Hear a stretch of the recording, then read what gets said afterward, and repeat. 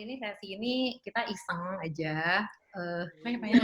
Sebenarnya pengen ngobrol-ngobrol. Sebenarnya lebih kepada kami ingin mahasiswa sharing bagaimana kemudian mereka bisa bertahan dengan pembelajaran yang memang relatif sangat berbeda. Ini kan COVID ini membuat semuanya kita kagok gitu lah. Tapi mungkin dengan kita sharing ini ada beberapa hal sih yang kemudian kita rubah. Termasuk sebenarnya kalau di UI itu di PA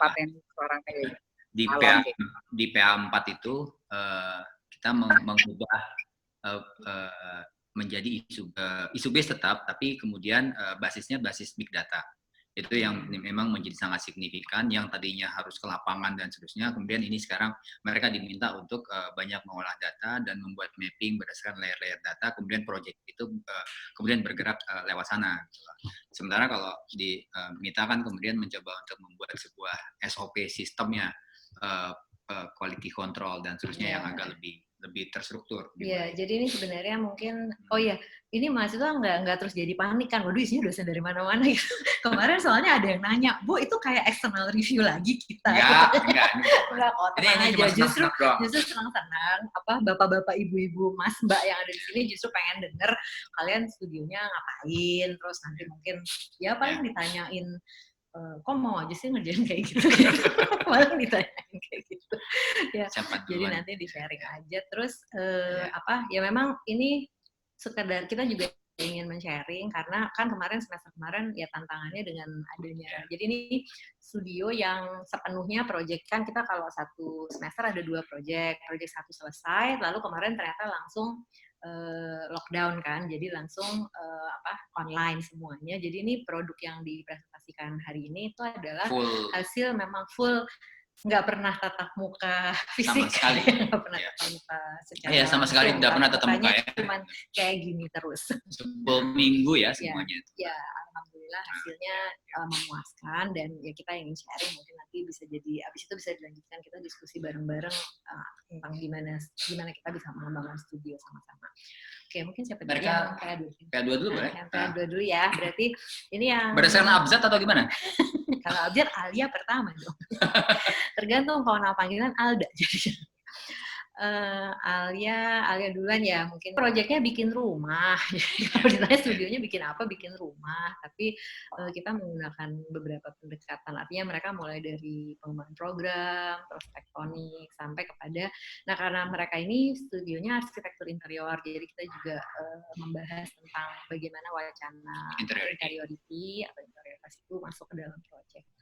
Oke, siapa mau duluan? Rena dulu atau Alia dulu? Senyum.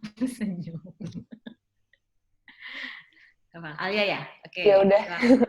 Sebelumnya terima kasih nih semuanya. Siapin. Iya. Saya share screen ya.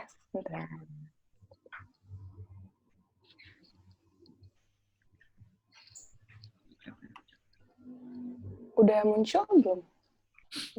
Udah ya? Ya, silakan. Oke. Sebentar. 10 menitan. Iya, 10 menitan ya, Alia ya. Oke, Bu. Selamat sore Bapak, Ibu, sama kakak-kakak sekalian. Pada kesempatan kali ini saya akan mempresentasikan proyek rancangan arsitektur interior 2 yang kemarin sempat dilaksanakan. Proyek ini tuh saya kasih judul Rumah, karena ini rumah yang diciptakan untuk Oma gitu. Nah, seperti yang kita ketahui, menua itu merupakan sesuatu yang tidak dapat dihindari. Nah, seiring penuaan, terdapat kemungkinan besar untuk mengalami penurunan fungsi tubuh seperti penglihatan, pendengaran, pergerakan, dan memori. Nah, rumah ini dirancang untuk tinggal lansia di atas 60 tahun dengan 1 anak, fokus pada mengakomodasi penurunan fungsi penglihatan, pendengaran, pergerakan, dan memori. Nah, dalam memenuhi hal tersebut, rumah ini menerapkan cara menekuk bidang-bidang yang kontras dari warna dan teksturnya. Nah, dengan melihat kondisi klien dengan penurunan fungsi-fungsi tersebut, yang dapat dilakukan adalah melihat potensi apa saja yang mungkin dapat dimanfaatkan dan dapat dimaksimalkan. Meski 4 fungsi menurun, namun masih ada indera yang masih bisa dimaksimalkan potensinya, yaitu ada peraba, penglihatan, dalam melihat warna dan cahaya kontras, dan penciuman. Nah, akses juga menjadi hal yang penting di sini. Nah, rumah ini menyediakan akses bagi audio, visual, sama mobility. Nah, merespons potensi klien yang sudah disebutkan tadi, banding bidang-bidang yang memiliki permukaan kontras dilakukan dengan tujuan agar rumah ini dapat berkomunikasi.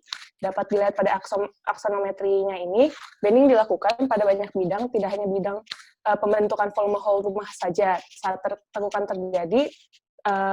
terjadi pula transisi ruang dan perubahan material di sana. Di sana peran kontras pada ruang adalah untuk berkomunikasi. Nah, pada pengguna ruangnya dan menimbulkan sense of place. Dari kontras tekstur dan warnanya itu akan berpengaruh ke atmosfer juga, sehingga saat kliennya mengalami ruang tersebut, ia akan merasakan transisinya dan merasakan sense of place dari ruang tersebut, sehingga akan merangsang memorinya nanti. Terjadi pengalaman yang berbeda pada setiap ruang akibat karakteristik dan atmosfer yang dirasakannya juga berbeda. Selain itu, surface juga telah dikategorisasikan materialnya sehingga pengguna rumah sudah familiar sama part-part yang serupa, misal warna hijau untuk comfort, kayu untuk surface meja dan openings, dan sebagainya. Nah, ini beberapa foto model interior yang dihubungkan dengan aksonometrinya. Terlihat ada di situ ada akses, ada kontras sama bandingnya juga cukup kelihatan.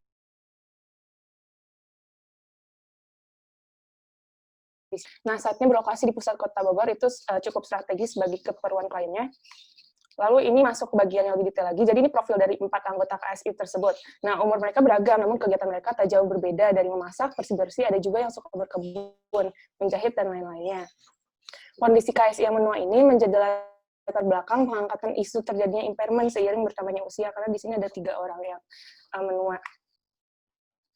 Nah, terus ini juga ada supporting fact, ini untuk bahwa mereka itu kan berinteraksi dalam kegiatannya, jadi mereka tuh butuh audio sama visual access.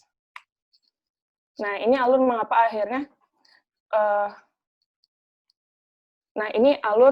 akhirnya kontras surface banding dipilih, mulai dari keresahan klien dalam masalah sehari-hari karena kesulitan menjalani hari akibat penuaan. Dalam mind map-nya dapat dilihat bahwa mereka semua membutuhkan akses besar kecilnya dapat diatur sesuai dengan sesuai besar bidang, dan kedekatannya dapat diatur dari besar sudut bandingnya. Di situ juga terlihat indera apa yang masih bisa dimaksimalkan, yaitu penciuman, peraba, dan kemampuan membedakan warna kontras dan cahaya. Dari sana muncul pemikiran tentang kontras material yang dapat men-trigger memori, membantu klien dalam mengenali ruang yang ditempatinya secara visual dan taktil karena pandangannya yang sudah blur. Sedangkan banding dapat digunakan sebagai rules komposisi untuk menciptakan akses dan kedekatan, dan menciptakan transisi bidang kontrasnya saat ditekuk. Gitu. Nah, ini beberapa requirements dan ide untuk merancang program. Nah, ini final programnya didapatkan dari menganalisis keseharian klien, penggunaan ruangnya, kontak dan frekuensinya, serta yang mau digagas untuk menyelesaikan isu-isu tersebut. Nah, ini tektoniknya. Prinsipnya seperti yang sudah dijelaskan tadi, yaitu bidang yang memiliki 2 permukaan yang kontras dilipat dengan sudut tertentu. Sesuai tujuan dan seberapa dekat jauhnya, dan dilipat ke arah vertikal untuk membentuk volume dan akhirnya saling menyambung di kedua ujungnya. Berikut cara joining-nya. Ada yang dilakukan dengan menyelipkan bidang yang terpotong, saling mengaitkannya di dalam, atau memasukkan salah satu bagian ke bagian lainnya. Nah, ini tektonik hasil dari penggabungan dengan program, di mana sudah diatur peletakan ruangnya berdasarkan orientasi rumah dan site. Nah, itu ada secara whole, ada hubungan luar dalam, lalu ada parts yang berlaku sebagai surface, sebagai openings, terus habis itu ada konektor vertikal juga. Ini adalah proses forming modelnya. Model-model basic dilakukan dengan mengeksplorasi hubungan antara bidang-bidang yang sudah terlibat. Lanjut ke model kompleks, itu menggabungkan beberapa hal tersebut yang sudah dilakukan di basic, lalu masuk ke tektonik, masih menggunakan prinsip joining sesuai dengan eksplorasi sebelumnya. Nah, ini masuk ke pengembangan tektonik yang sudah memikirkan program di dalamnya, sehingga mulai terbentuk layoutnya secara fisik, lebih mengeksplorasi kemungkinan lipatan bidang dan joiningsnya sehingga dapat menciptakan tak hanya volume keseluruhan saja, namun sampai masuk bagian dalam. Nah, semakin menuju ke model final, atmosfer semakin dipikirkan, sehingga di sana terjadi eksplorasi pemilihan material yang mendukung program. Makin ke sana juga makin di-adjust ukurannya. Nah, ini denah dari Roma ini. Ada 2 teritori, ada lantai 1 sama lantai 1 itu teritorinya semi-public, tempat berkumpul keluarga dan tamu, sama ada ruang kamar nenek-nenek di sini. Dan teritori lantai 2 adalah teritori yang bersifat cukup private yang terdiri dari 3 ruang kamar sama untuk laundry. Terus habis itu ini potongannya. Udah tampaknya potongannya. Dan ini masuk ke bagian yang lebih detail lagi. Ini bagian dapur yang dirancang terdiri atas 2 ruangan. Itu ada dapur bersih, dapur kotor, lalu ini langsung nyambung ke ruang makannya. Nah, ini dapur bersih terbuka ke ruang makan sampai living room juga. Bagian dapur kotor memiliki sekat, namun masih bisa dibuka dan ditutup, dan menjadikan keempat ruang tersebut bisa menyatu gitu. Ini suasana dapur ke ruang makannya, terlihat akses di sana yang memungkinkan klien saling berinteraksi dan bergerak. Gelap terang warna juga dipikirkan dalam rangka mengakomodasi visual impairment agar lebih mudah mengenali ruangnya. Lalu hal-hal detail seperti permukaan meja dapur dan meja makan karena alat-alat yang cenderung berwarna terang, lalu pemilihan warna pada kursi, railing tangga, sekat lemari dipilih agar kontras. Lalu di sini juga ada skenario di mana tamu yang masuk langsung diarahkan ke meja makan atau meja di dapur terbuka karena memang kebiasaan KSI ini adalah menjamu tamunya dengan masakan mereka yang khas. Nah, ini analisis yang mendasari pemrograman dapur. Singkatnya, di sana diperoleh kebiasaan tiap 3 lansia dalam memasak dan keseluruhan KSI dalam makan. Kualitas-kualitas apa aja yang dibutuhkan dan bagaimana cara mereka beraktivitas dalam waktu yang bersamaan. Nah, kalau ini bagian kamar mandi sama kamar utama dengan possibility mereka bisa jadi suatu saat nanti menggunakan kursi roda dan penglihatan mereka yang terus memburuk. Di situ juga terlihat ada akses yang mudah dari tempat tidur menuju ke kamar mandi. Nah, ini cara penggunaan kamar mandinya. Nah, ini di sini ada skenario-skenario di mana di sini skenario ketika dia harus cuci tangan dan ke WC sama skenario saat mandi. Jadi di sini tuh udah ada alurnya untuk memudahkan si kliennya. Seperti itu. Terus ini bagian kamar utama yang menyambung dengan kamar atasnya lewat void yang memberikan akses suara dan penglihatan. Nah, akses ini diperlukan karena klien yang di bawah ini tuh si nenek-neneknya memiliki masalah tidur dan yang ini juga memiliki masalah pendengarannya cukup parah sehingga dengan void tersebut diharapkan bisa memudahkan komunikasi mereka ketika mereka malam hari berada di kamar kayak gitu. Nah, ini juga ada kayak jendela di sini tuh bisa jadi handrail buat orang yang masih berdiri tapi bisa jadi akses visual untuk orang yang berada di kursi roda kayak gitu. Sama ini juga ada sleeping arrangement-nya di sini pakai bending juga. Jadi mereka biar komunikasinya lebih bisa nyaman dan dekat, memakai space yang dekat, namun tetap terpisah, nggak terlalu dekat juga gitu. Nah, ini bagian ruang, ini living room-nya menunjukkan hubungan antara dalam luar. Nah, bagian ini mengalami ada perubahan-perubahan dari skenario yang paling ini antara dalam sama luar kan kayak menyatu gitu. Nah, habis itu skenario 2 ini di mana si pintunya itu setengah terbuka tapi masih tertutup gitu. Nah, yang ini skenarionya di mana pintunya tertutup jadi dia cukup intimate seperti itu. Nah, ini kalau ini analisis yang mendasari peletakan living room, kenapa akhirnya dipilih bagian di belakang ini, karena mereka ingin kualitas-kualitas tertentu seperti intimate, terus tranquil, tapi semi-public, seperti itu. Ini foto-foto dari modelnya, bagian interiornya, dan sekian presentasi dari saya. Terima kasih atas perhatiannya. Assalamualaikum warahmatullahi wabarakatuh. Terima kasih, Alia. Iya, Ibu. Lanjut aja Rena langsung ya, lanjut Rena langsung ya, nanti mungkin diskusi. Ini tugasnya sama, cuman kliennya memang beda. Jadi di studio ini mereka boleh mencari klien yang siapa aja yang kenalan. Tapi real ya, kliennya real. Terus memang approach utamanya tektonik. Jadi mungkin nanti Rena akan jelasin masih dengan pendekatan tektonik, tapi tektonik yang beda. Oke, silakan Rena. Tampilannya sudah terlihat ya? Oke. Selamat siang semuanya, saya Rina. Pada kesempatan kali ini saya akan mempresentasikan desain saya yang berjudul Isla Estate.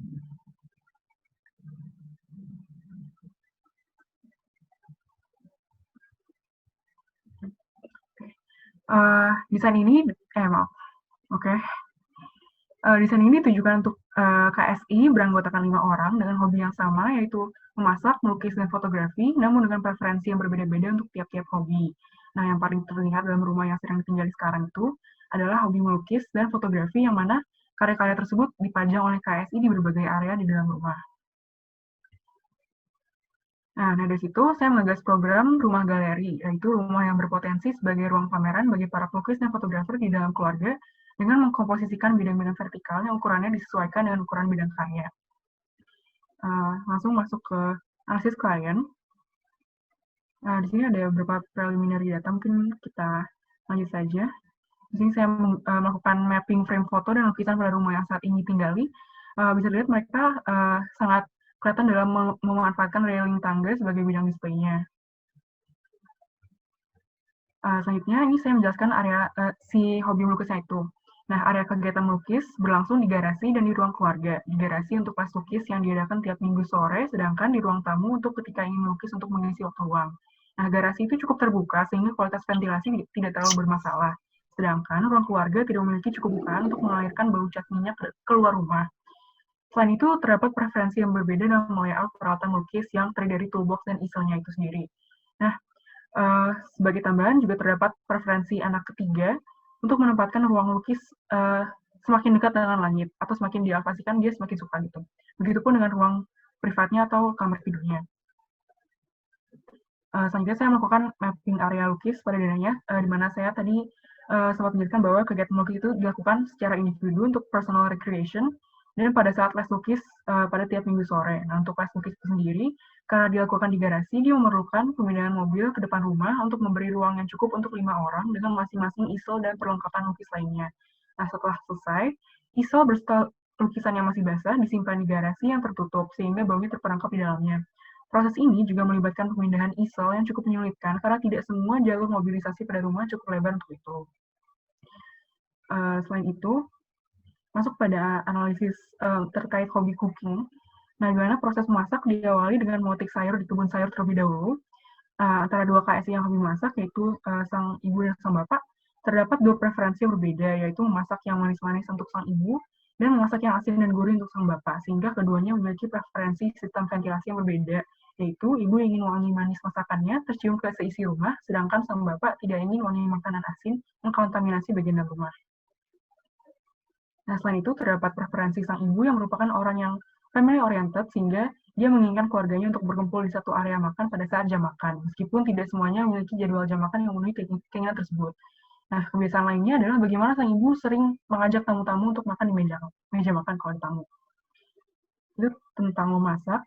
Selanjutnya masuk ke hobi gardening. Ini adalah hobi lain yang dimiliki oleh si bapak, yang mana dia memiliki preferensi tersendiri terhadap hobi gardeningnya, di mana pada saat ini garden yang ada di rumah dia terbagi menjadi 3 teritori yang berbeda, sedangkan ia menginginkan lahan yang cukup luas untuk bisa menanam semua tanamannya di tanah. Tidak ada yang dialokasikan di rooftop seperti di rumah yang tinggal sebelumnya. Dari sana, saya menggagas tektonik, mengisi kerangka yang disusun dari elemen garis maupun bidang, dengan filling berupa bidang-bidang yang ukurannya sesuai bidang karya dengan mengatur solid void adjacency, agar bidang display mendapatkan pencahayaan optimum, yang mana, untuk lebih lanjut, tektonik memfill kerangka dengan bidang ini bisa diterapkan untuk memenuhi kebutuhan lainnya juga. Dari tektonik tersebut, saya melakukan berbagai eksplorasi untuk menemukan preferensi mendisplay bingkai foto dan lukisan untuk tiap-tiap anggota KSI yang hobi fotografi dan melukis, sehingga menghasilkan katalog proporsi bidang yang secara kolektif, artinya satu bidang display bisa jadi tidak hanya memuat satu frame karya berdasarkan eksplorasi yang tadi. Kemudian masuk kepada site analysis dan model development. Di sini saya melakukan analisis site secara makro yang menjelaskan bahwa site terdapat di dalam wilayah perumahan yang kualitas audionya cukup baik, artinya tidak ada suara-suara bising dari kendaraan, sehingga untuk permasalahan privasi secara audio dia tidak terlalu bermasalah. Kemudian saya juga melakukan analisis site secara mikro, di mana site dipetakan berdasarkan intensitas cahaya yang didapat pada tiap areanya.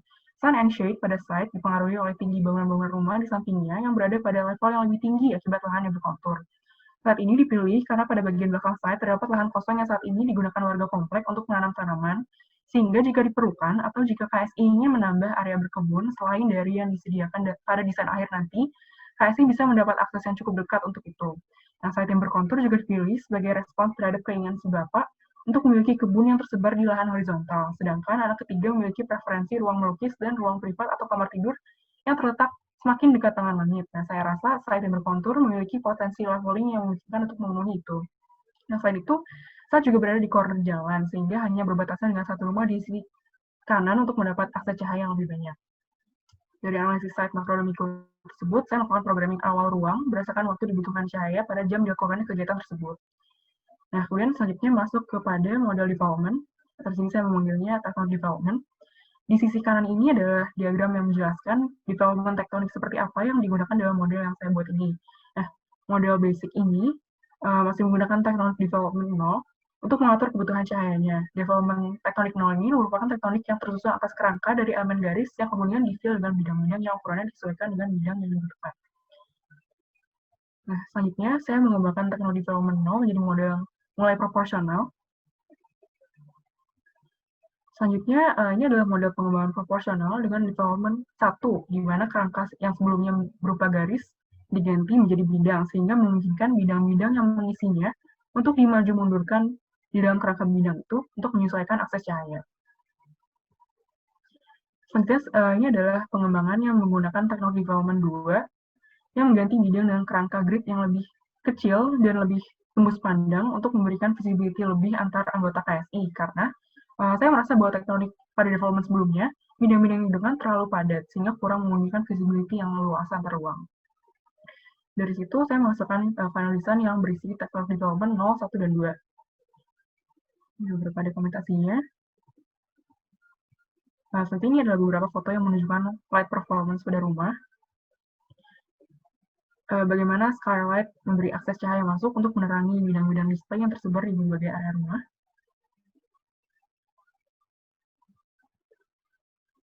Selanjutnya ini adalah diagram yang menjelaskan keunggulan desain, bagaimana area tangga yang sebelumnya menjadi area mendisplay, saya kembangkan agar bisa menjadi ruang yang bisa digunakan untuk melukis juga. Nah, tangga ini memanjang di sepanjang rumah dengan menghadap ke ruang keluarga, agar ketika KSI sedang berkegiatan di area tangga, tetap akan terkoneksi secara audiovisual dengan anggota KSI lain yang berkegiatan di lantai bawah. Selain itu, development tektonik 1 yang dijelaskan sebelumnya, yang memungkinkan efektivitas ruang dalam artian dinding bisa dimaju mundurkan untuk memberi ruang untuk furnitur tanpa harus mengekspand keseluruhan ruangan. Tektonik ini juga digunakan untuk memframe garden patch atau garden planter yang tersusun di luar rumah. Nah, selain itu, atap yang dimiringkan membuat akses cahaya masuk melalui skylight lebih menjangkau area yang terselubung. Bidang-bidang yang memfill kerangka untuk memajang karya pun dapat dimanfaatkan juga sebagai built-in easel untuk memungkinkan KSI untuk melukis di berbagai area rumah yang sudah ditetapkan ventilasinya agar tetap terjaga dengan baik. Selanjutnya ada denah dan potongan. Ini untuk denah dulu. Ini adalah perbandingan denah dengan mapping intensitas cahaya pada analisis slide sebelumnya, di mana taman berada di area dengan intensitas cahaya paling tinggi, sedangkan studio dan ruang melukis lainnya pun ditempatkan di area terluar. Studio dan kamar anak yang ketiga, sesuai preferensi juga ditempatkan di area yang semakin dekat dengan yang tadi. Ini adalah tampak dan potongan. Mungkin saya tunjukkan saja. Selanjutnya akan saya jelaskan terkait inhabitation di parsial. Nah, ini sebelumnya adalah pengembangan desain saya, denah dari initial idea sampai ke final design. Bagaimana di initial idea, gardennya masih saya letakkan begitu saja di luar, belum saya olah, sedangkan denahnya sendiri masih terlihat bulky, belum ada ruang-ruang luar di antaranya. Kemudian di model development 3, denahnya saya sudah coba perbaiki dengan menyelipkan ruang-ruang luar di sela-sela ruang-ruang dalam seperti ini.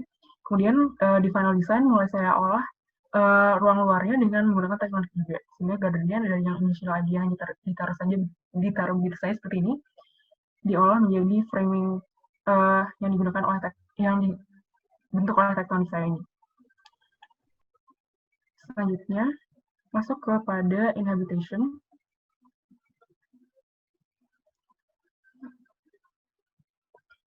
Dari inhabitation saya akan jelaskan dari denah potongan parsial. Ini adalah denah parsial tangga yang digabung dengan dapur, di mana di bawah tangga lantai 1 ini saya gunakan sebagai ruang kerja bagi orang tuanya itu. Nah, meja pada ruang kerja ini juga berfungsi sebagai serving table agar ketika ibu ingin mengajak tamu untuk makan, Jadi tidak perlu membawa piring melalui tangga. Dapurnya juga terpisah menjadi indoor dan outdoor dengan sliding door yang tetap bisa memisahkan keduanya, namun dengan built-in spice rack agar tetap bisa mengakses bumbu-bumbu pada saat memasak di luar. Ini adalah potongan dapur. Kemudian saya mencoba menjelaskan sistem bekerjanya sliding door dengan built-in spice rack ini, yang mana spice rack menjadi bagian dari sebuah set sliding door. Spice rack ini bisa diakses dari dalam ketika sliding door besar sedang dalam keadaan tertutup, namun juga bisa diakses dari luar dengan cara membuka sliding door kecil, yang mana sliding door kecil ini ada untuk mengisolasi bau makanan saat KSI ingin memasak di outdoor kitchen, dan tidak ingin bau masakannya mengkontaminasi interior rumah. Tapi di situasi tertentu, ketika KSI ingin wangi masakannya tercium ke seisi rumah, tetap dapat tercapai dengan membuka sliding door besar setelah memasak.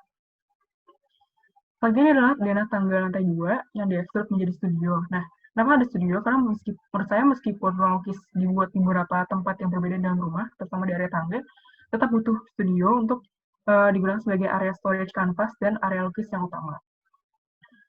Dan ini adalah potongan parsial tangga yang menunjukkan bahwa grid pada jendela diekstrut ke arah dalam untuk membentuk bidang yang berfungsi sebagai rak-rak penyimpanan, namun juga tidak menghalangi cahaya yang masuk ke dalam rumah. Selanjutnya adalah potongan perspektif dari parsial yang sebelumnya untuk lebih jelas menggambarkan bagaimana grid pada jendela membentuk shelving pada interior. Ini adalah ruang transisi luar dalam, bagaimana tektonik juga digunakan untuk memframe sepetak tanah untuk membentuk garden patch atau garden planter. Potongannya. Kemudian ini adalah denah parsial ruang tidur, di mana efektivitas ruang yang dicapai dengan mengatur maju mundur bidang penutup ruang yang dijelaskan pada diagram sebelumnya. Lihat di sini sebelumnya.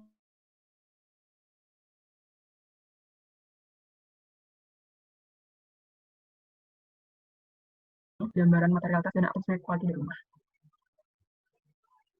Sekian dari saya, terima kasih.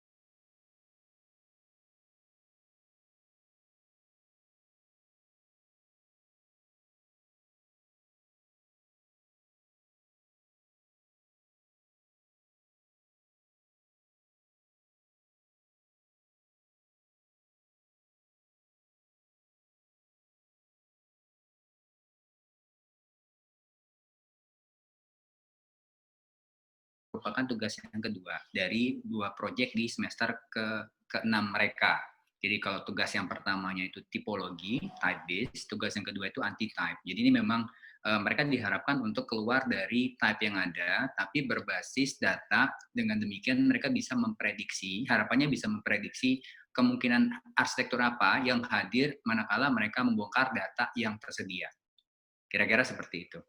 Nah, si COVID ini sebenarnya membuat mereka mendudukkan kembali data-data yang ada, kemudian memilah data, dan perubahan cara kerja, dan seterusnya. Nanti mereka bisa menjelaskan agak lebih detail.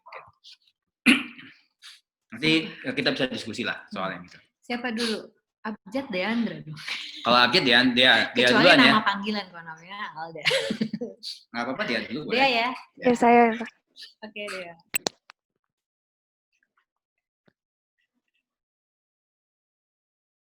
Udah muncul belum? Tes. Udah. Ya. Selamat sore, saya Dea. Pada kesempatan kali ini saya akan presentasikan proyek saya, yaitu Transition in Extension, Big Database Co-working Space. Jadi di sini isu yang saya ambil sebagai basis dari proyek saya itu mobility disparity in commuting, di mana maksudnya itu di Jakarta itu masih banyak sekali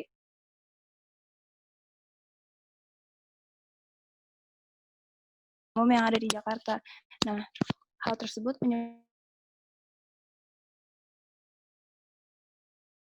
orang yang berangkat untuk kerja di commercial center. Nah, hal tersebut juga menyebabkan bahwa banyak sekali orang-orang yang di disconnected area ini untuk pada akhirnya work from home. Nah, setelah itu statement yang saya ajukan itu untuk meng-extend sense of working society bagi orang-orang yang work from home tersebut, sehingga orang-orang yang work from home tadi itu masih tetap dapat memiliki sense of working space bagaimana orang-orang yang bekerja di perkantoran pada umumnya.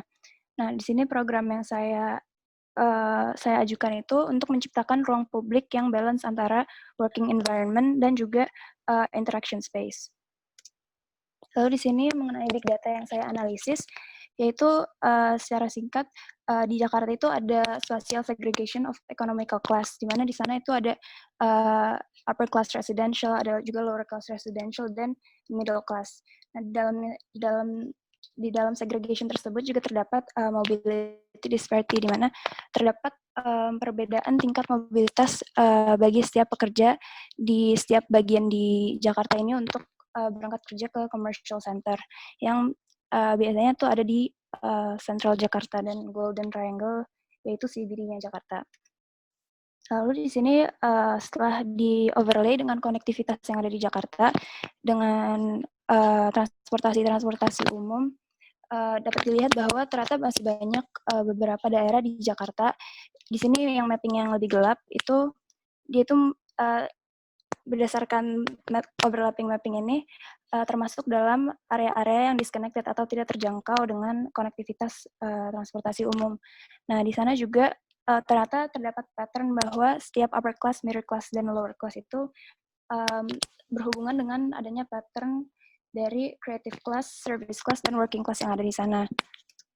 Nah, di sini company di Jakarta, beberapa mapping dari company yang ada di Jakarta itu paling banyak employment number-nya itu di manufacturing industry, di mana headquarters dari perkantoran ini biasanya terdapat di commercial center atau lebih tepatnya di Golden Triangle di Jakarta. Nah, di sini secara lebih mikronya lagi, mapping dari manufacturing company yang ada di Jakarta berdasarkan struktur gross domestic product by industrial origin. Di sini paling banyak itu food, dan diikuti oleh apparel, dan seterusnya. Lalu dari berbagai mapping yang tadi itu, bisa dilihat bahwa masih banyak orang yang tinggal di disconnected area tersebut, namun orang yang dimana orang tersebut merupakan working dan service class, dimana dia juga harus berangkat untuk bekerja di CBD center tersebut, yang merupakan headquarters dari employment industry yang paling banyak di Jakarta tadi. Lalu di sini ada workplace productivity spatial matrix. Jadi di sini ada berbagai spatial quality yang dimana saya pada akhirnya itu mensimplify itu menjadi adanya comfort, office space, interaction, distraction, dan social interaction untuk dapat mendefine space seperti apa yang diperlukan untuk dapat memaksimalkan produktivitas orang-orang dalam bekerja pada suatu ruang. Nah, di sana juga saya mengambil spatial principle untuk menciptakan reliability factors tersebut, yaitu proximity dan boundaries. Lalu di sini akhirnya neighborhood context yang saya ambil itu di Cipayung di Jakarta Timur, yang merupakan salah satu bagian dari mapping tadi yang termasuk di disconnected area. Nah, di sini tuh di neighborhood ini tepatnya di bagian tengah-tengah itu juga ada open green space yang tidak terlalu digunakan oleh residents-nya. Jadi di sini programnya itu ingin mengintervensi open space tersebut sehingga dapat memberikan manfaat yang lebih untuk residents yang ada di neighborhood tersebut. Nah, di sini intervention scenario-nya itu ingin keseluruhan sistemnya itu menggunakan digital membership, di mana di situ di dalamnya juga menggunakan teknologi access control system dan digital payment. Nah, kedua teknologi ini menggunakan mobile based BLI, jadi kayak untuk nge-scan barcode di mobile phone gitu. Nah, hal tersebut untuk mengakses service dan facilities yang ada di bangunannya. Nah, di sini skenario-nya itu untuk solo worker dan team worker yang ada di sana untuk dapat mengakses semi-private dan semi-public fasilitas yang ada di bangunan tersebut. Namun residents yang ada di sana juga dapat mengakses public facilities yang ada di sana, contohnya seperti cafe, lounge, workshop, dan existing open green space yang nantinya akan diintervensi. Lalu di sini ada scenario based programming, di mana bisa dilihat keterkaitan antara public private dari setiap kegiatan yang ingin dihadirkan di sana. Ini nanti akan dijelaskan lebih lanjut. Lalu di sini lebih ke spatial requirements yang diperlukan dari setiap kegiatannya itu sendiri yang lebih detailnya lagi, seperti di sini ada lobby, lalu tim atau personal workspace, harus ada meja dan kursi dan sebagainya. Lalu di sini dari data matriks yang tadi sebelumnya sudah ditampilkan, di sini ditranslasikan lagi menjadi jenis-jenis akses serta jenis boundary seperti apa yang dibutuhkan oleh setiap kegiatan yang ada di sana. Nah, di sini bisa dilihat dari public, zoningnya dari public dan ke private. Lalu di sini juga dari yang aksesnya itu yang merupakan public use, akses system service, dan akses system facilities. Nah, lalu dari situ, dari sudah matriks yang sudah ditranslasikan ini, di layout sedemikian rupa di atas site sehingga memiliki keterhubungan ruang yang sesuai satu sama lain, sesuai dengan data matriks yang tadi sudah diperlihatkan. Lalu sini building in context. Lalu sini atmosfer luarnya dari keseluruhan bangunan yang sudah jadinya. Di sini ada main entrance dari bangunannya yang di lobby. Lalu di sini ada form and system. Diagram form and system ini menceritakan bahwa dari keseluruhan form yang ada di bangunan ini itu merupakan hasil dari sistem-sistem yang ada di dalamnya. Jadi di sini di dalam bangunan ini terdapat 3 sistem utama, itu sistem yang pertama yang merupakan keterkaitan ruang antara satu kegiatan dan kegiatan yang lainnya. Yang di sini dapat dilihat hasil output ruang yang sudah jadinya.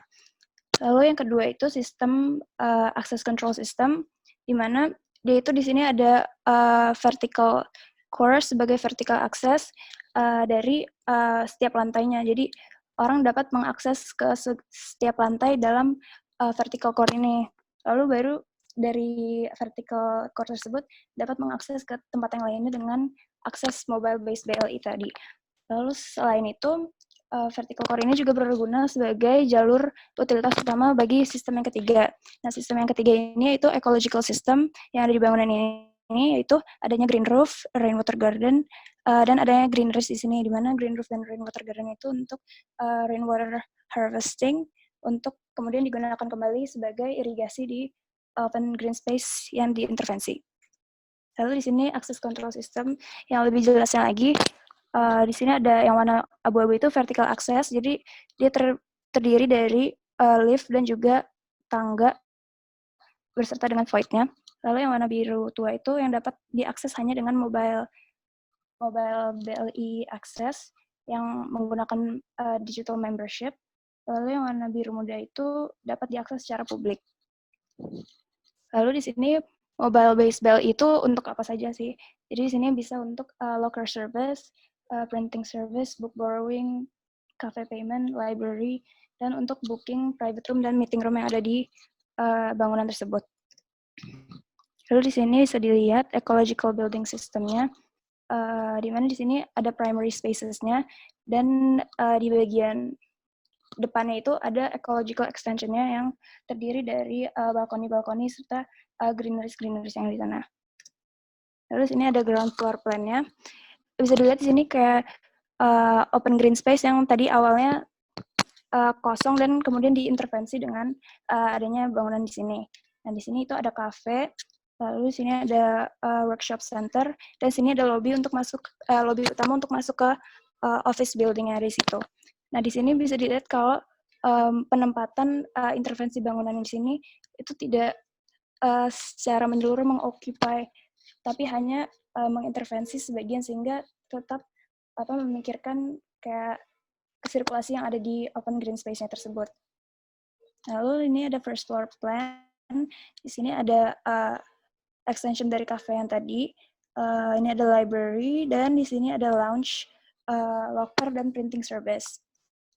Lalu di lantai second floor itu mostly working environment. Jadi yang di bagian sini itu dia buat meeting room dan lain sebagainya. Yang di sini ada private room. Selanjutnya yang di third floor plan dan basement floor plan itu merupakan lantai utilitas. Jadi terutama untuk yang access control system dan juga yang ecological system. Lalu di sini ada sectionnya. Bisa dilihat yang ini tadi yang vertical core-nya yang untuk main access yang buat vertikalnya, dan juga utilitas. Lalu dari situ baru orang bisa mengakses ke berbagai tempat lainnya berdasarkan jenis akses yang tersedia di sana. Jadi ini ada lounge yang dapat diakses oleh semuanya. Lalu di sini ada individual working space yang hanya dapat diakses dengan digital membership. Di sini juga ini yang vertical aksesnya, lalu baru dapat mengakses ke yang lainnya. Lalu di sini ada partial section dari bagian yang terdapat banyak greeneries dan juga green roof di atasnya. Lalu di sini ada masuk dari west main entrance. Ini tempat masuk utama lobby yang tadi. Ini green space-nya.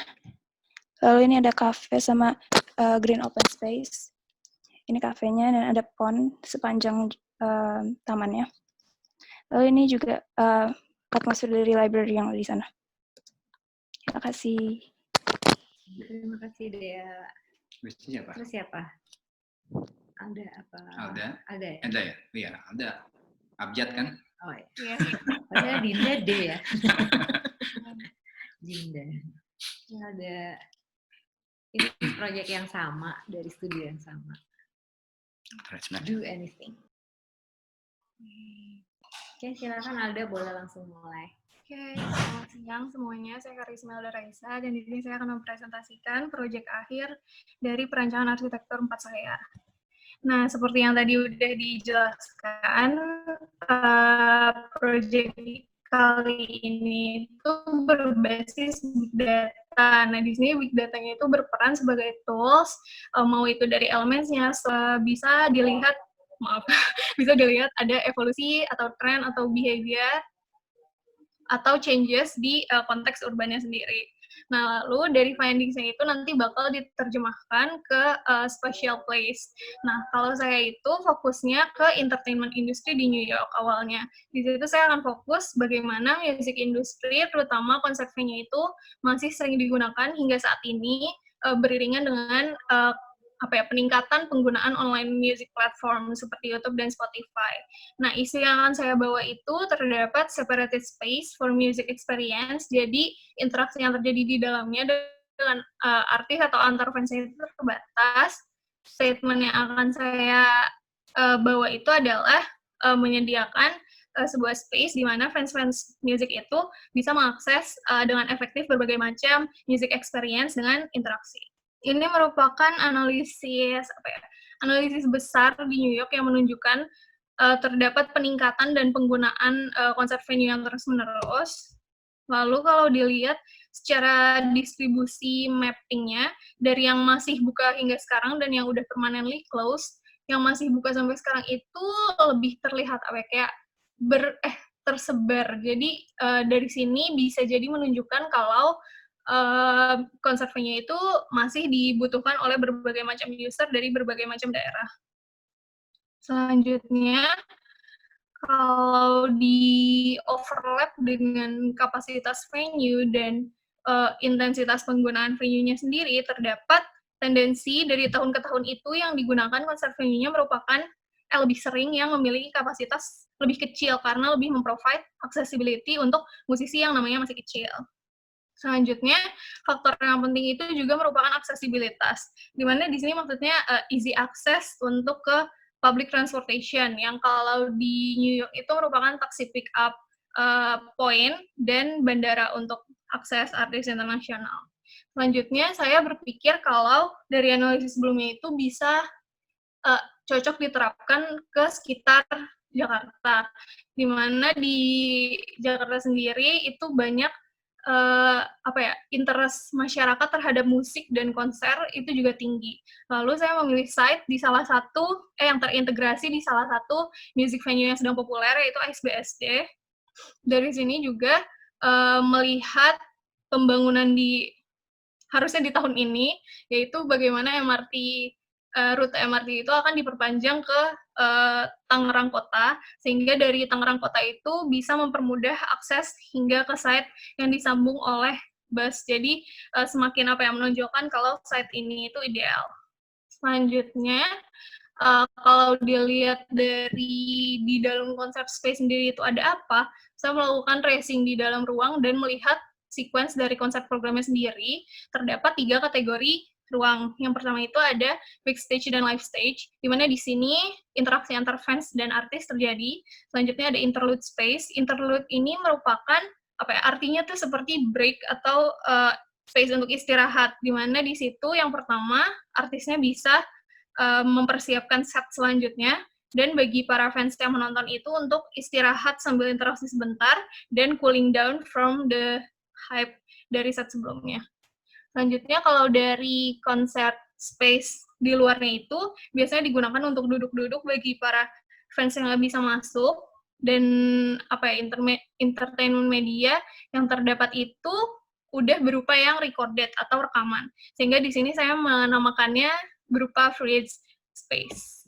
Ini merupakan isu dan statement yang tadi saya sebutkan.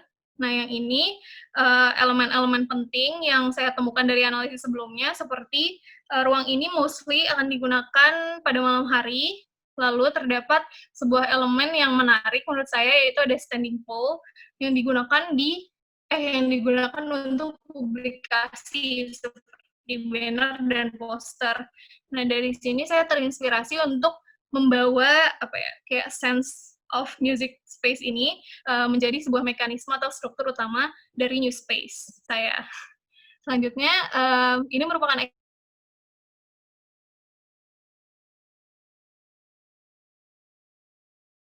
eksplor. Selanjutnya ini possibilities dari mekanisme tersebut bisa untuk ruang apa. Nah, masuk ke programming. Programming ini dimulai kalau saya itu dari melihat possibilities variasi user apa aja yang bisa datang ke space. Nah, dari sini yang utamanya saya menemukan ada 5 macam, dan dari list yang masih berbentuk tulisan ini saya coba proyeksikan ke flow pada ruangnya itu. Flow-nya ini ditentukan secara melihat masing-masing user itu membutuhkan untuk menghadirkan space apa aja dan berapa lama dia bakal menetap di space tersebut. Nah, tujuannya itu adalah biar space yang nanti di-define itu bisa diakses dengan efektif oleh masing-masing user. Nah, contohnya, kenapa ini penting? Contohnya misalkan ada user yang baru keluar dari konser. Nah, dia itu pulangnya menggunakan public transport, seperti bus atau online pick-up. Nah, dari situ bagaimana dia bisa mengakses resting space sambil interaksi, mendapatkan entertainment juga, tapi begitu pick-up-nya datang, dia bisa secara cepat menuju pick-up point tersebut. Dari yang masih sedikit abstrak tadi itu, di sini saya sudah memasukkan mekanisme yang terinspirasi dari standing pole, dan disusun sedemikian rupa hingga lebih terlihat formnya berdasarkan kebutuhan ruang. Dan ini merupakan final form yang terintegrasi dengan ASBSD di belakangnya. Dan di sini memiliki akses langsung dengan halte bus BSD. Kalau dilihat dari side plan, ini merupakan akses langsung dari konsep venue. Ini merupakan akses menuju bus stop, dan di sini juga ada surrounding neighborhood yang bisa mengakses ruang ini. Nah, bangunan ini terdiri dari 3 level. Yang di tengahnya itu terdapat sebuah ruang entertainment utama yang bisa diakses secara visual, sebenarnya dari seluruh level, nanti ada diagramnya. Ini merupakan fitur-fitur yang terdapat pada space. Yang pertama itu bagaimana private access seperti untuk backstage needs atau utilitas itu bisa terjaga secara visual dari public area. Karena di sini saya mencoba untuk mengextend mekanisme yang ada dalam bentuk vegetasi. Nah, di sini juga tujuannya sebagai shading dan sebagai alur air hujan turun. Ini juga sebenarnya sama, Cuma ini di Intrans, dan di sini ingin menunjukkan kalau terdapat bidang-bidang kosong yang bisa digunakan sebagai media publikasi tadi seperti banner atau poster. Nah, ini yang tadi dijelaskan lewat potongan yang berupa ruang entertainment utama dapat diakses dari seluruh level. Nah, di sini itu fokusnya terdiri ke kayak layar besar yang terdiri dari modular LED panel. Nah, terus di sini menunjukkan boundaries yang kosong ini dapat digunakan untuk publikasi yang tadi. Nah, ini ilustrasi dari space-space utama di new space yang saya buat. Nah, ini merupakan diagram berdasarkan 3 kategori space yang di program awal tadi. Yang pertama ada live entertainment dan backstage yang mengelilingi space. Selanjutnya ada interlude space yang terdiri dari resting area dan entertainment. Selanjutnya yang terakhir ada freeze entertainment. Nah, di sini letaknya itu terpisah karena dia sudah memiliki bentuk entertainment sendiri yang sudah recorded. Ya, sekian presentasi proyek saya. Terima kasih atas perhatiannya. Ya, terima kasih Alda. Terus yang terakhir, Dinda. Silakan Dinda.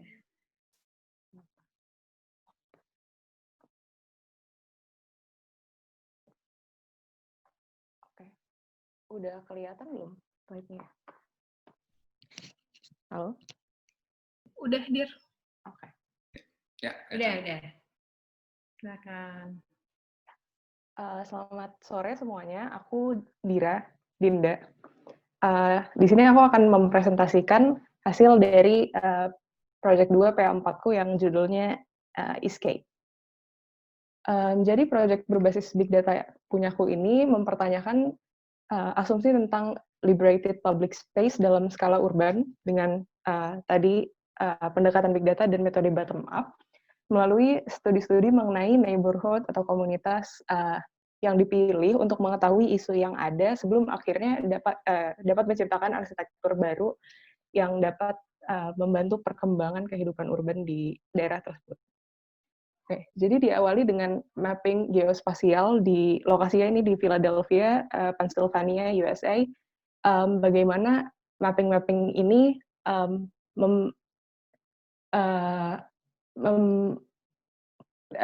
kita dapat mengetahui bahwa ada elemen-elemen di dalam densitas urban yang ada di dalam kota tersebut. Terus dilanjutkan oleh overlap mapping tersebut untuk mengetahui pattern-pattern tertentu, dan akhirnya dari studi-studi tersebut didapatkan spot-spot atau area-area yang diketahui karakteristiknya dan bagaimana hubungannya terhadap elemen urban lain seperti kepadatan demografi dan lain sebagainya. Oke, jadi didapatkan bahwa ternyata ada hal unik di Philadelphia ini. Daerah ini memiliki banyak sekali tempat-tempat kosong atau urban void, dan dari sini yang lalu dilanjutkan dengan eksplorasi lebih. Oke, di sini kita dapat lihat bagaimana kekosongan urban atau urban void itu terbentuk dari existing buildings, existing architecture yang ada, ataupun dia dapat membentuk ruang lainnya. Selanjutnya dilakukan studi lebih lanjut lagi mengenai urban void ini atau transient place atau non place. Kita dapat lihat bahwa void tersebut yang lagi-lagi biasanya letaknya di antara existing buildings in the areas. Dia bertindak rather as a disruption to the connectivity and integration of the space around daripada untuk menghubungkan. Jadi dia kayak pemutus. Dan kita bisa tahu bahwa bagaimana kekosongan-kekosongan ini akhirnya membuat menciptakan tension di tempat-tempat yang bounded atau yang dibatasi, ya, bounded. Bagaimana ini studi mengenai bagaimana kualitas yang dihasilkan atau terdapat di void tersebut yang nanti akan dipakai untuk program yang lebih lanjut. Dan site yang dipilih itu ada di sebuah neighborhood di Philadelphia yang punya vacant spaces atau urban void paling banyak. Lokasi lebih spesifiknya itu ada di salah satu vacant lands yang dilewati oleh jalur utama untuk menuju ke city center, dan di distrik di neighborhood ini majority residents-nya itu adalah para pekerja yang kerjanya di city center. Oke. Jadi program yang ditawarkan adalah sebuah tempat, sebuah ruang untuk para pekerja tersebut, residents dari neighborhood tersebut untuk berhenti sementara dan break away from their mundane life yang biasanya cuma dari pulang kantor terus balik ke rumah atau dari rumah pergi ke kantor. Ini adalah studi mengenai aktor, kegiatan, kualitas, elemen-elemen lainnya yang ditemukan di site untuk dapat mengkonstruksi narasi dari space yang akan diciptakan nantinya. Terus ini adalah studi kedekatan dan hubungan antar ruang-ruang yang diperlukan untuk hasilnya. Ini merupakan sebuah replikasi dari studi urban void yang sudah dilakukan sebelumnya, dan bagaimana dengan beberapa adjustment void-void ini bisa diubah dari yang tadinya merupakan sebuah disruption of the integrity of the space jadi sebuah konektor. Jadi ada dia bisa menghubungkan secara hal-hal yang intangible, kualitas dan lain sebagainya, dia bisa menjadi physical connector, dan ataupun dia bisa serve ecological function. Ini adalah program yang lebih kompleks yang disusun dari studi-studi yang sudah dilakukan sebelumnya. Lalu selanjutnya dilanjutkan oleh eksperimen eksplorasi konsep section untuk lalu dialter sedemikian rupa sehingga dapat diketahui kualitas sistem sirkulasi dan konektivitas dalam yang nantinya akan dibentuk. Dan itu tadi studinya. Selanjutnya akhirnya yang dibangun ada 2 phase yang merupakan results dari project ini. Yang pertama itu ada sebuah programmatic public building. Jadi yang dihasilkan adalah sebuah bangunan yang highly programmed. Dan kita bisa lihat di sini di aksonometri di sebelah kiri, exploit aksonometri di sebelah kiri, kita bisa lihat kalau bangunan ini lantai bawahnya permeable atau dia bisa dilewati publik dengan program-program yang ada di tengah ini. Ada di atas ada rooftop, green rooftop for gardening and stuff. Ada juga library sama reading spaces, ada workshop spaces dan temporary exhibition area, terus ada sleeping pod, ada multi-purpose room, inner courtyard di bawah, plaza di ground levelnya, dan ada teater. Di sini kita bisa tahu kalau ada beberapa ruang itu terkoneksi secara langsung ataupun tidak langsung dengan ruang lainnya. Oke, ini block plan-nya bagaimana bangunan tersebut bisa meningkatkan potensi area tersebut untuk menjadi central nodes of urban activity di neighborhood tersebut. Oke, ini denahnya. Oke, dari section memanjang bangunan ini yang tadi sudah dijelaskan bagaimana ground floor-nya open plan atau nggak ada tembok solid. Ya, jadi dia menegaskan bahwa bangunan ini bisa diakses oleh publik regardless of their intention to whether they want to actually come in atau enggak. Dan di sini ada void skylight dan void yang merupakan replikasi dari urban void di kotanya tersebut. Itu akan dijelaskan lebih lanjut. Ini bagaimana bangunannya merespon pada iklim dan fasadnya. Ini sama juga. Di sini kita bisa tahu kalau void-void yang tadinya lagi-lagi di awal dia merupakan disruption of the connectivity of the space, di bangunan ini diubah menjadi connector malah. Jadi kayak the opposite functions. Ini library dan reading space-nya, gimana dia bisa menjadi physical, void-nya bisa jadi physical connector and qualities dan bisa mengintegrasikan kualitas antara dua ruang juga. Itu tadi phase 1-nya. Jadi phase 2 ini sebenarnya di luar dari scope project ini tambahan. Tapi phase 2-nya adalah sporadic development of urban void. Jadi selain dari bangunan tadi yang merupakan results akhirnya, kita tahu kalau di sini ini sama seperti yang tadi, ada berbagai macam program yang bisa diimplementasikan tanpa harus membuat sebuah bangunan yang highly programmatic. Oke, jadi yang pertama itu urban void yang ada di kota ini bisa digunakan sebagai urban farming gathering space for publics. Dia bisa dengan arrangement yang disesuaikan dengan kebutuhan komunitas yang ada di sana, dia bisa menjadi membantu surveillance neighborhood tersebut. Dia bisa gitu.